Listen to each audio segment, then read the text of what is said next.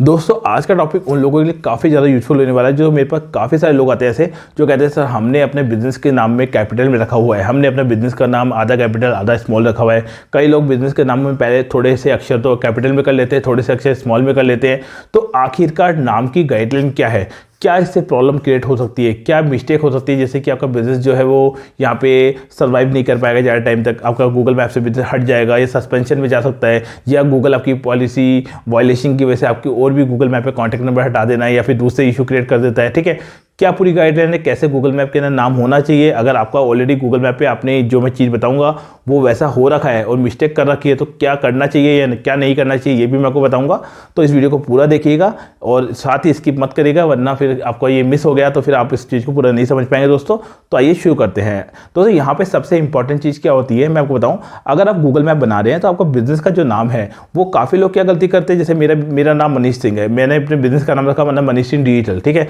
या मेरी कंपनी का नाम मेक इन ब्रांड्स है तो मैंने अपनी कंपनी का नाम रखा मेक इन ब्रांड्स। ठीक है, अगर मैं अपने बिजनेस का नाम पूरा कैपिटल में रखता हूं यानी MANISH मनीष, पूरा मनीष अब मैंने कैपिटल में रख दिया तो ये गलत है। अगर मैं पूरे बिजनेस का नाम कैपिटल में रखूंगा तो वो भी गलत है। अगर मैं अपने बिजनेस का नाम जो है वो केवल पहला लेटर, जैसे मैंने मनीष में M है तो M मैंने बड़ा रखा, ANI ऐसे छोटा रखा, सिंह में SINGH में S बड़ा रखा और बाकी स्मॉल में रखे तो ये सही है। तो अपने बिजनेस का जो नाम है वो अपना हमेशा ऐसे रखना है, जैसे मेक इन ब्रांड है तो M बड़ा, A भी KE छोटा, तो बाकी के वर्ड छोटे आएंगे, फिर आपका पहला नाम बड़ा आएगा, बाकी के वर्ड छोटे आएंगे, ऐसा रखना है। कई लोग क्या करते हैं बिजनेस का नाम पूरा कैपिटल में डाल देते हैं या फिर पूरा बोल्ड में डाल देते हैं, बड़े बड़े नाम कर देते हैं, पहला लेटर जो होता है 2-3 लेटर वो कैपिटल में डाल देते हैं। जैसे कई लोग आते हैं मेरे पास, सामने स्टार्टिंग का जो पहला लेटर है वो 3 लेटर तो कैपिटल में डाल रखे हैं, 2 लेटर कैपिटल में डाल रखे हैं, बाकी हमने स्मॉल में डाल रखे। तो ये चीज़ें गलत होती है, ठीक है, क्योंकि गूगल की पॉलिसी वायलेशन के सिस्टम में होती है। अब कई लोग मुझे ये बोलेंगे सर हमारा तो बिजनेस का नाम बहुत सालों से चल रहा है,